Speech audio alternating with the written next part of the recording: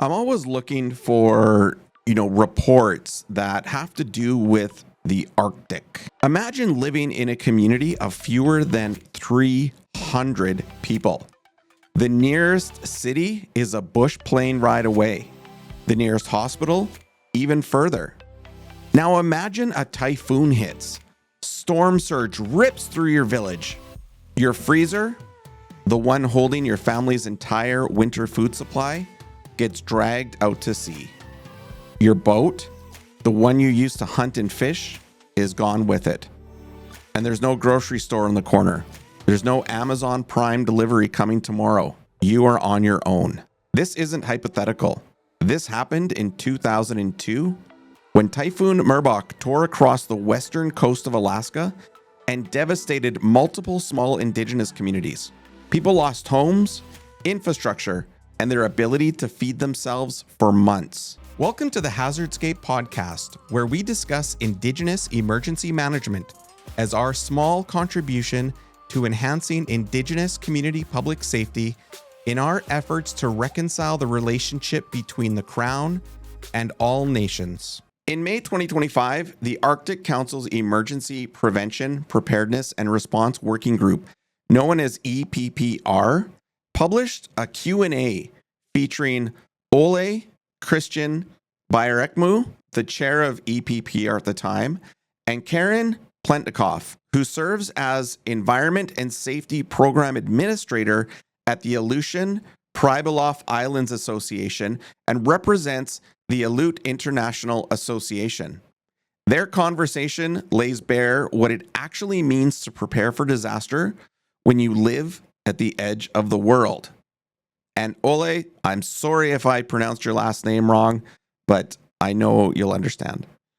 Today, we're unpacking that conversation, the risks, the resilience, and what the rest of us can learn from communities that have survived 12,000 years on some of the harshest landscapes on Earth. So let's get into it. So let's start at the beginning. How did this project even come about? Well, the year was 2014. Ole had just begun chairing the EPPR for the first time, and he attended a presentation in Yellowknife. Dene leaders, Indigenous peoples from the region, stood before the group and described what was happening to their local environment. Flooding, habitat loss, shifts in wildlife patterns, changes that were already disrupting daily life in ways that most policy frameworks weren't designed to address. Ole later said, and I'm going to quote here, "It was obvious to me that the working group needed to have more projects that involve small communities." And that word, involve, matters. Not projects about small communities, projects that involve them. That distinction is the backbone of everything EPPR has tried to do since. On the other side of this effort was Karen, who had been advocating through the Aleut International Association for EPPR projects that were, in her words, more engaged on the issue that other communities face. And on the other side of this effort was Karen Pletnikoff, who had been advocating through the Aleut International Association for EPPR projects that were, in her words, more engaged on the issues that our communities face. She wasn't asking for attention. She was asking for relevance. She wanted the work of this international body to connect with the people standing in the path of these risks. And together, these two perspectives, one from institutional leadership, one from community level experience, gave birth to a project called Prevention, Preparedness, and Response in Small Communities. The project's first focus, oil spills. And there's a practical reason for that. Ole's own expertise in oil spill response and the team recognized they couldn't tackle every risk at once. So they took what he described as a stepwise approach. Start with oil spills, then expand to other hazards over time. Karen saw this through a local lens too. She had been providing direct technical assistance to tribal environmental programs and had seen firsthand the gaps in oil spill preparedness, not just for local incidents, but for the larger regional spill possibilities that could cascade into small communities with devastating effect. The output of this work? A series of 3 animated videos released in 2019, 2020, and 2024, designed to be accessible educational tools for small communities. The first one covers basic oil spill response principles. The second explores impacts and challenges that are specific to small communities. And the third, the most recent, walks communities through how to develop their own response plan. Simple tools, right? Maybe, but in communities where formal emergency management infrastructure barely exists, a clear, culturally relevant animated video can be a lifeline. Now, oil spills are just one piece of this puzzle. The reality facing small Arctic communities is far more complex and far more urgent than any single hazard. So I'm going to get into about the full scope of what these communities are up against. When we talk about risks in the Arctic, we're not just talking about a region that is warming roughly 2 to 4 times faster than the global average. And with that warming comes a cascade of interconnected hazards. Ole outlines several of these in the EPPR conversation: wildland fires, flooding, permafrost thaw, which for those unfamiliar means the ground itself is destabilizing and infrastructure built on what was permanently frozen soil is literally sinking, cracking, and falling. Roads are buckling. Foundations for homes and structures are shifting. Even airstrip runways, sometime the only link to the outside world, becomes unstable. Then there's the melting ice. As sea ice retreats, new shipping lanes are opening. More ships mean more traffic, more fuel being transported, and a higher probability of maritime accidents. An oil spill in a remote Arctic waterway, far from any major response infrastructure, that's not a drill scenario. That's a real and growing possibility. And here's what really stuck out for me in this report. Karen brought up something that doesn't always make the headlines, which is typhoons in Alaska. Now, if you're like most people, you probably don't associate Alaska with typhoons. I certainly didn't. But Karen pointed to Typhoon Merbok in 2022 as a watershed moment. That storm caused widespread significant flooding across Alaska's western coast. Multiple communities, small remote indigenous communities, lost infrastructure, housing, and essential goods. And then she describes something that I think captures the full gravity of what climate disasters mean in these communities. She said, and I am quoting her directly here, some had freezers taken with the storm surge, causing them to lose at least 3 weeks of food, impacting the time frame they're able to take care of themselves. And not only that, but they lost their entire winter store, as well as their boats, so they couldn't even go out and restock. That was a financial, health, and nutritional impact to these communities with real, legitimate outcomes. Think about that for a moment. In these communities, food security isn't running to the store. Their diet consists of marine mammals, wild salmon, berries from the land. These are nutrient-dense, culturally significant foods that have sustained these populations for millennia. When a storm wipes out that supply, you can't just replace it. Karen noted that commercially available foods are nearly impossible to match from both an affordability and nutritional standpoint. The result?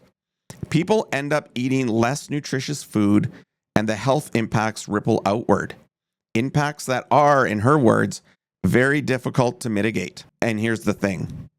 Storms and harsh weather aren't new to these communities. She made that very clear in the Q&A. She said it's not unusual for their communities to endure 100-mile-per-hour winds. They've been doing it for generations. What's changed isn't the type of hazard.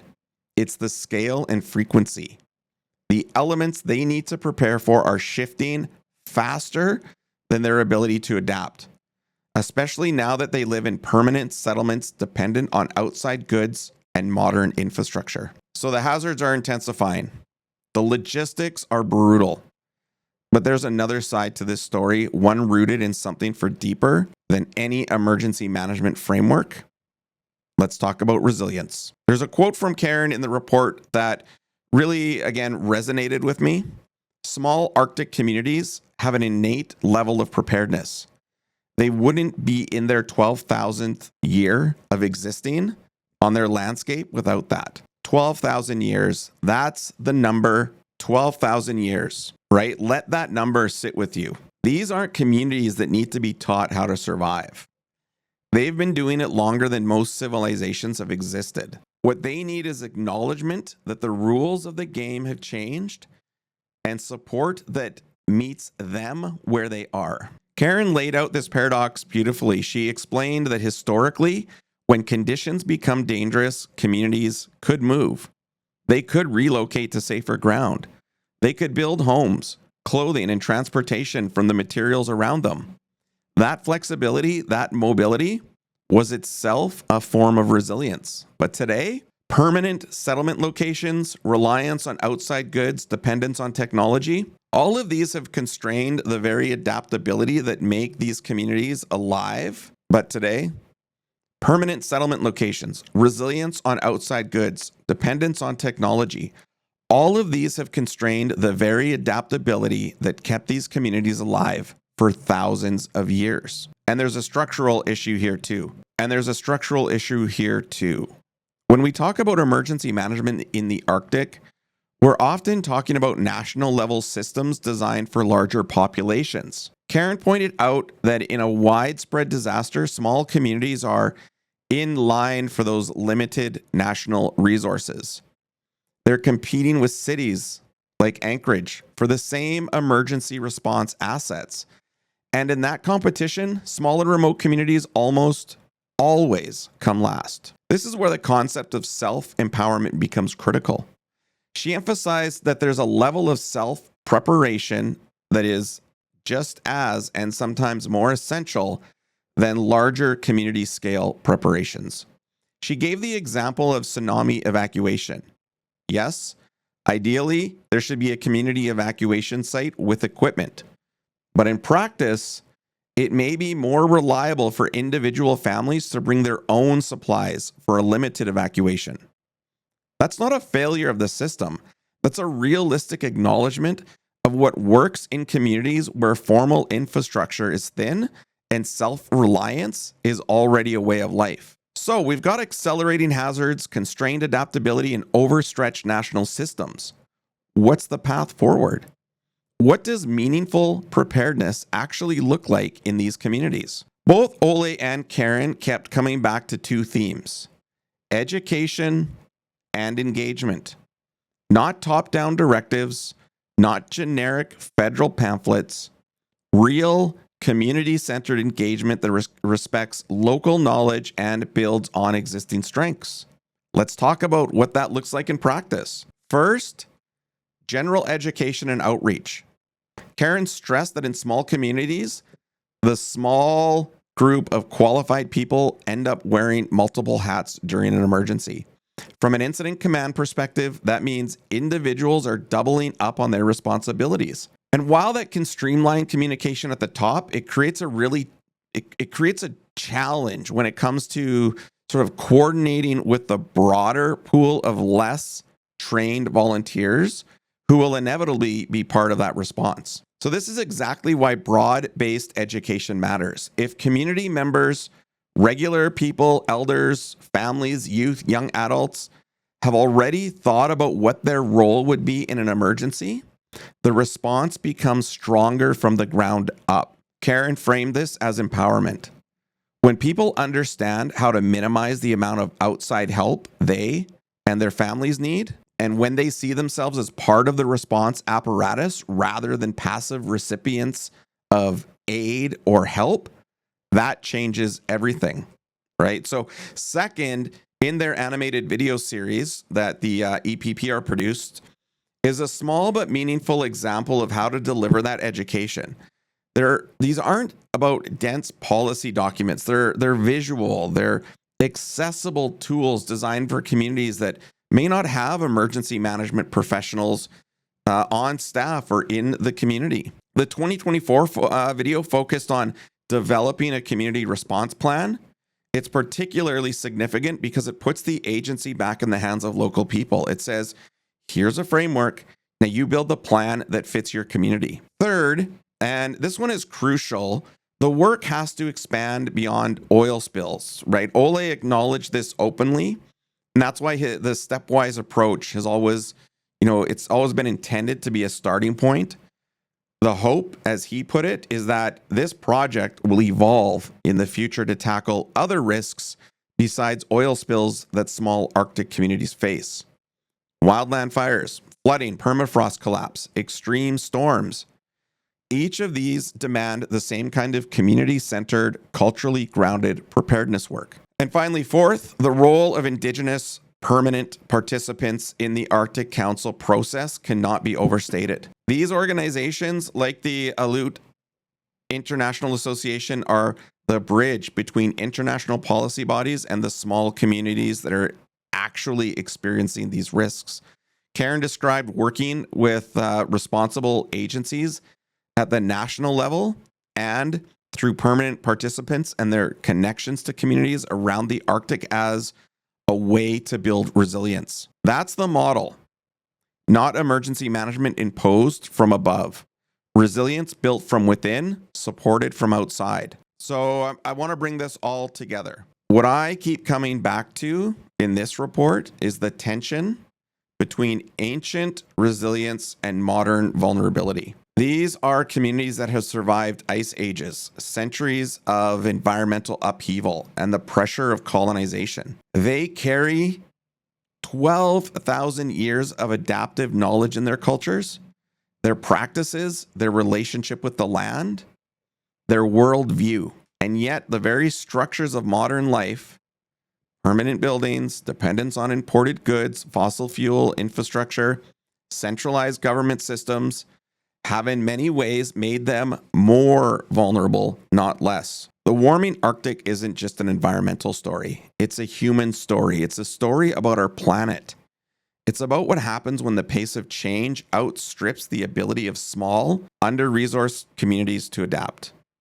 It's about what gets prioritized when disaster strikes. And it's about whether international bodies like the Arctic Council can translate their policy work into real, tangible impact for the people who need it most. The EPPR project on small communities is a step, a meaningful one. The animated videos, the engagement with Indigenous organizations, the stepwise approach to risk, these are practical, grounded efforts. Both, as Karen and Ole made clear, there's much more work to do. The hazards are accelerating. The communities are watching. And the question isn't whether they're resilient. 12,000 years answers that question. The question is whether the rest of us will show up with the support, the resources, and the respect they deserve. So that's it for this overview of the Q&A report. If this story resonated with you, I'd encourage you to look up the EPPR's animated video series on small community preparedness. I'll drop a link in the description along with the Q&A article. To the small communities across the Arctic, the ones enduring the storms, adapting to the changes, and carrying forward traditions that are older than most nations, I want you to know we see you, and we'll keep telling your stories and supporting your lead. Thanks for listening. Thanks for joining us at Hazardscape. You can subscribe to our YouTube and find our ad-free training videos by becoming a supporter on Patreon with a network of other Indigenous peoples looking to make their communities safer. And remember, know your hazardscape and be prepared.